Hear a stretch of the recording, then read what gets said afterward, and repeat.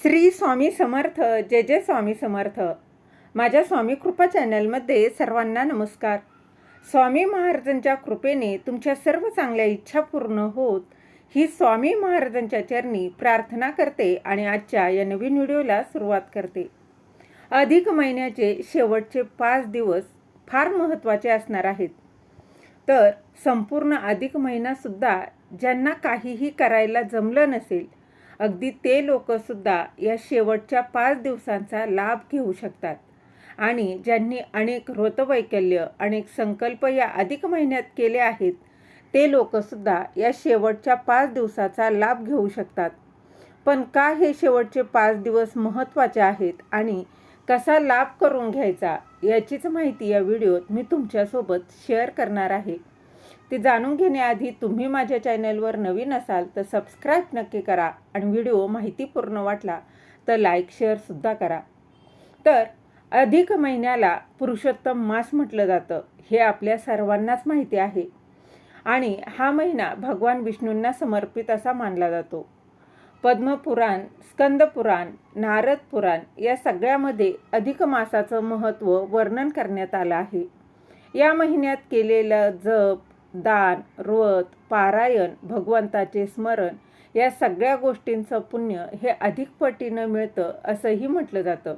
पण त्याचबरोबर या अधिक महिन्याच्या शेवटचे 5 दिवसाचं महत्त्व हे कोणत्याही पवित्र कालखंडाचा शेवटचा जो भाग असतो ना, तो अधिक फलदायी मानला जातो. जसं नवरात्रीचा 9वा दिवस असेल, श्रावणाचा शेवटचा सोमवार असेल किंवा कार्तिक महिन्याचे शेवटचे काही दिवस, अगदी त्याचप्रमाणे या अधिक महिन्याचे शेवटचे हे दिवस हे आध्यात्मिक साधनेसाठी अत्यंत महत्त्वाचे मानले जातात. आता यंदा अधिक महिन्याचे शेवटचे 5 दिवस कोणते असणार आहे तर आज आहे 8 जून.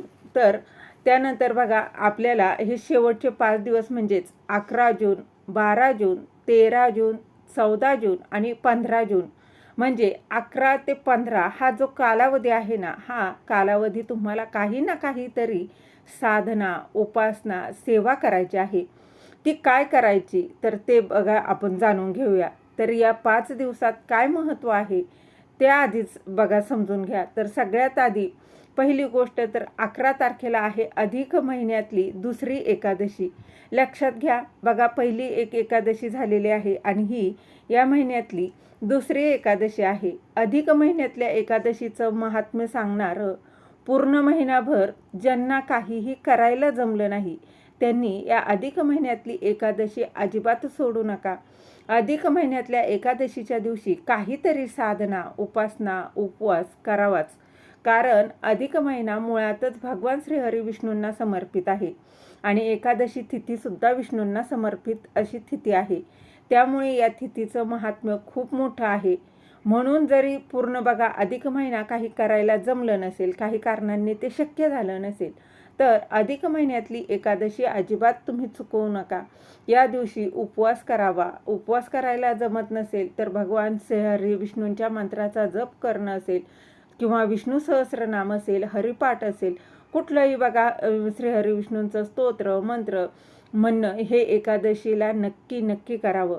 एकादशीच्या दिवशी काय करायचं तर सकाळी लवकर उठायचं. त्याचबरोबर भगवान श्रीहरी विष्णूंची पूजा करायची. आता तुमच्या घरात श्रीहरी विष्णूंची मूर्ती असेल, फोटो असेल किंवा पांडुरंगाची मूर्ती असेल, फोटो असेल तर विष्णूंचंच रूप आहे. त्यामुळे अर्थातच काहीच नसेल तर आपल्या घरात बाळकृष्ण हा प्रत्येकाच्या घरात असतो. तर बाळकृष्णाची मूर्ती असेल तर किंवा अजून तुमच्याकडं कुठला फोटो असेल, नाही तर आपल्याकडं श्री स्वामी समर्थ महाराजांचा फोटो किंवा मूर्ती ही प्रत्येकाच्या घरात छोटी का होईना पण आहेच. तर त्यांची पूजा करायची आहे. पांडुरंगाच्या पूजेमध्ये पिवळी फुलं आणि तुळस पांडुरंगाला अर्पण करायची. जसं आपण नेहमी पांडुरंगाची पूजा करतो, हळद, कुंकू, अक्षता, फुलं, पंचामृतानं स्नान या सगळ्या गोष्टी करायच्या आणि मग मन लावून पूजा करायची. सकाळी करा, संध्याकाळी करा, जसा तुम्हाला वेळ मिळेल ना अगदी तसं तुम्ही करू शकता. त्याचबरोबर 12 तारखेला प्रदोष आहे, 13 तारखेला मासिक शिवरात्र आहे म्हणजेच दर महिन्यात जी शिवरात्र येते तर ती आहे आणि 14 तारखेला दर्श अमावस्या सुरू होणार आहे आणि 15 तारखेला सोमवती अमावस्या असणार आहे. म्हणजे सोमवारी आलेल्या अमावस्येला सोमवती अमावस्या असं म्हटलं जातं आणि अधिक ज्येष्ठ महिन्याची समाप्ती आहे. तर असे हे 5 दिवस खूप महत्त्वाचे आहे. आता या 5 दिवसामध्ये नक्की काय करायचं? तर बघा, या काळात केलेलं नामस्मरण हे मनाला स्थैर्य देतं. त्याचबरोबर या काळात भगवान श्री हरी विष्णूंचं नामस्मरण करा. त्यांचा एखादा मंत्र येत असेल तर तो म्हणा, नाही तर अगदी बघा, ओम नमो भगवते वासुदेवाय या मंत्राचा जप करा किंवा विठ्ठल विठ्ठल, फक्त हा साधा मंत्र जरी तुम्ही जप केला, अगदी साधा सोपा, जेवढा जास्तीत जास्त तुम्हाला जप या दिवसांमध्ये 5 दिवसात करायला शक्य होईल ना, तितका करा, अतिशय उत्तम. त्याचबरोबर या 5 दिवसामध्ये विष्णू सहस्रनामाचं पठण करता येत नसेल तर बघा, तुम्ही श्रवण देखील करू शकता. त्याचबरोबर भगवद्गीतेचा 15व्या अध्यायाचं वाचन करणं किंवा कमीत कमी ते श्रवण करणं खूप लाभदायक आहे. बघा, त्याचबरोबर तुळशीला मनापासून पाणी अर्पण करणं, तुळशीची पूजा करणं, अन्नदान, गरजूंना मदत, त्याचबरोबर संध्याकाळच्या वेळेला तुपाचा दिवा देवाजवळ लावणं, तुळशीजवळ दिवा लावणं आणि त्याचबरोबर ओम नमो भगवते वासुदेवाय किंवा रामकृष्ण हरी असा जप करणं, या साध्या साध्या गोष्टी आहेत. अतिशय साध्या सोप्या, परंतु तितक्याच त्या फलदायी आहेत. बघा, यातली कुठलीही एक जरी गोष्ट तुम्हाला करायला जमली ना, तरी नक्की या शेवटच्या 5 दिवसामध्ये नक्की करा. अधिक महिन्याचं महात्म्य बघा राहिलं असेल तुमचं ऐकायचं किंवा अधिक महिन्याची कथा ऐकायची राहिली असेल तर ती देखील तुम्ही नक्की ऐकू शकता. अधिक महिन्याची कथा आपल्या चॅनलवर, स्वामी कृपा चॅनलवर अपलोड केलेली आहे. तुम्ही ती ऐकू शकता आणि त्याचा लाभ घेऊ शकता. 15 जून हे 11 ते 15 जून हे अधिक महिन्याचे शेवटचे काही दिवस बघा खूप मोठे आहेत, खूप फलदायी आहे.